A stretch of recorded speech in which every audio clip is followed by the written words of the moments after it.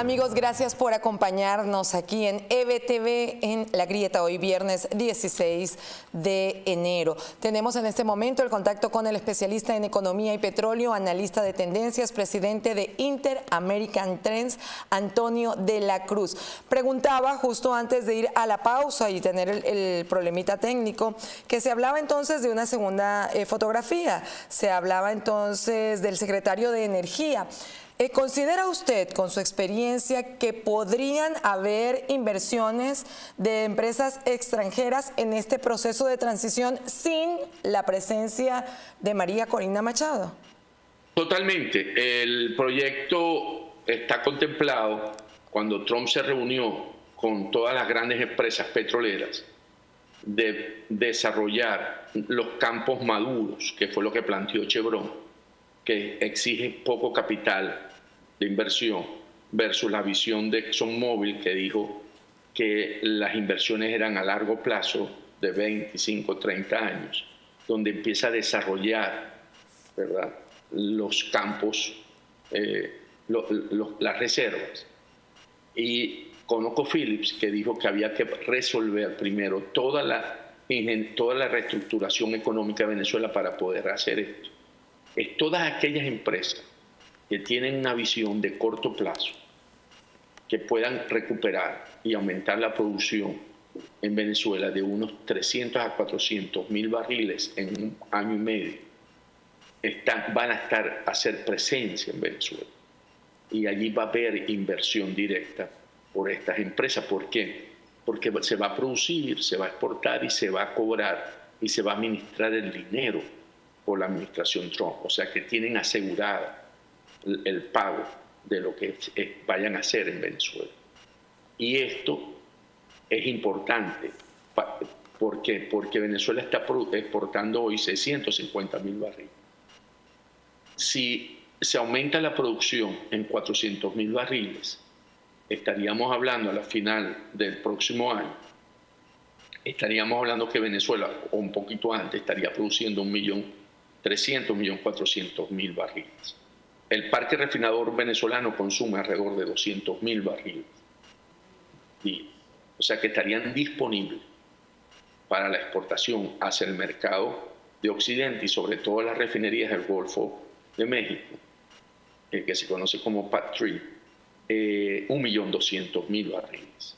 Y ese es básicamente lo que está buscándose para la estabilización económica de Venezuela, que con ese volumen de petróleo permita generar los ingresos para la estabilización económica del país. Y sabemos todos que en una economía petrolera, la primera locomotora, que es la que lleva el motor, la que arrastra, es la industria petrolera, o en el caso la empresa petrolera. Y después los demás vagones, que son las empresas de servicio, todo lo que está asociado, viene atrás. Entonces, con una inyección como la que se está viendo por parte de la administración Trump, es lo que está buscando, y por eso estamos viendo estas movilizaciones tan rápidas como está sucediendo con las reuniones con las empresas y ahora con la visita del secretario de Energía a Caracas. Entonces sí es posible la inversión, pero mientras en el proceso esté dirigiendo y controlando todo el presidente Donald Trump. ¿Qué cifras se manejan para la recuperación de la industria petrolera en Venezuela? Ya hablando de las refinerías, que además de haber sido destruidas, en su mayoría han sido también utilizadas como laboratorios para la elaboración de las drogas, dicho directamente por investigaciones realizadas en donde se señala el cartel de los soles. ¿Tendremos o manejamos algún tipo de cifra exacta? Quizás no, pero alrededor, para poder recuperar las refinerías en Venezuela. Venezuela tenía una capacidad, o tiene una capacidad instalada en refinación de 1.200.000 barriles día. De eso se está produciendo, está obteniendo o se está alimentando más o menos con unos 250.000 barriles día. Okay, eso es apenas el 30-40%, un poquito más, 30%. No, perdón, sí, 30%. Un poquito menos del 30%. Llevar a la refinería a un estado original, ¿verdad? Que sería un mantenimiento mayor, implica unos volúmenes de financiamiento muy altos. De hecho, esas refinerías, la de Cardón, ¿verdad? Que tiene la Amoay Cardón, que es el complejo refinador Paraguaná, la del Palito, ¿verdad? La de Oriente, Puerto La Cruz. Esas refinerías, para ponerla en su mejor estado, estaríamos hablando, cuando se le ofrecieron a China y a Irán para que las operaran y que hicieron las evaluaciones, no les fue rentable, porque los márgenes de utilidad en refinación son muy bajos, porque dependen del precio del petróleo. Y cuando tenemos precio del petróleo 60, 70, 80 dólares, que representa más o menos el 60% en la refinación, ¿verdad? Los costos de producción, es difícil y no es un negocio como muy rentable. Esto se hace porque cuando tú tienes, lo que se llaman empresas verticalmente integradas, tienes factores a favor. Entonces, para darte un número en términos de refinación, deberíamos estar hablando por lo menos entre 8 a 10 mil millones de dólares. Wow. Y en términos de producción, lo que estamos hablando o observando en esos 400.000 barriles, estaríamos hablando entre todas las inversiones entre 20 y 30 mil millones de dólares. ¿Okay? Pero si vamos a desarrollar la reserva, que es un escenario de largo plazo, mediano y largo, ahí son las cifras que hemos escuchado de 80 mil millones de dólares, pero ahí estaríamos hablando que el país podría recuperar o llegaría a producir entre 3 millones y 3 millones y medio. ¿En cuánto tiempo? Eso sería en 10 años.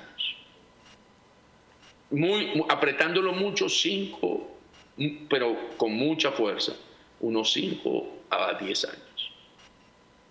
¿Y se contaría en este instante, desde su punto de vista y su análisis, con el personal, con el capital humano para hacerlo, tomando en cuenta pues que la gran mayoría de los profesionales fueron despedidos en cadena nacional por Hugo Chávez?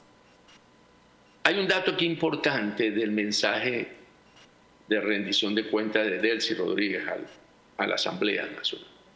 Dijo: necesitamos que modifiquemos la ley que fue aprobada en 2006, que fue la ley de hidrocarburos de Hugo Chávez.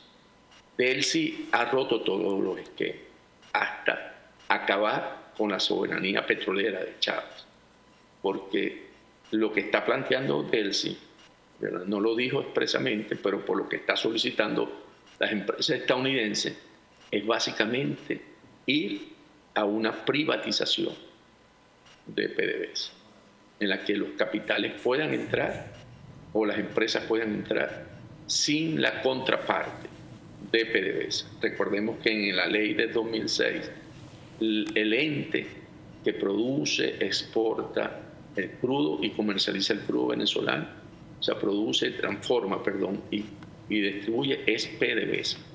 Se puede asociar con empresas, que son las empresas mixtas, donde el capital de accionario, la mayoría era PDVSA con el 60%. Entonces, Delcy está proponiendo que la Asamblea, presidida por su hermano Jorge Rodríguez, acelere ese cambio en la ley.